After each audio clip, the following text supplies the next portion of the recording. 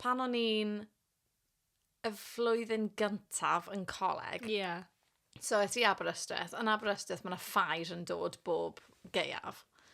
Ethon ni ar un reid, a o'n i fel, hwnna ddim di siwtio fi yn ormodol. O na. O'n i fel, teimlo bach yn queasy.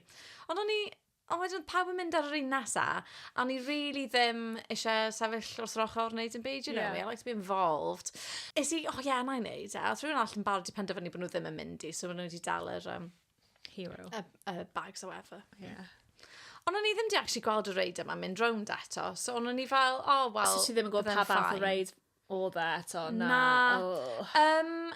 Fi ddim yn dda yn gyda pethau sy'n spino, ond oedd y reid yma, turns out, nes i ffeindio mas tro bod fi arno fe, yn spino rownd mynd upside down, lan, a spino rownd ar yr un pryd. Fi'n gwybod yr un, ti'n fel mynd fel... Cat.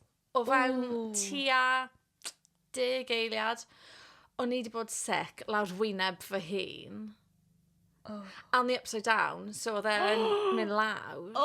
Gwallt fi popeth. A wedyn... o'n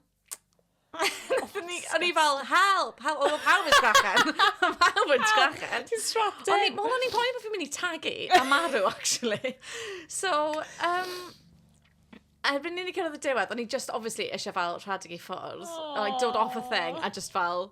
dianc i rhywle fi'n gallu sortio fy hunan allan. Ond, nath y peiriant gorffen, reid, whatever, gorffen. A mae vests pawb yn mynd lan, heblaw am fi a'r person just nesaf i fi.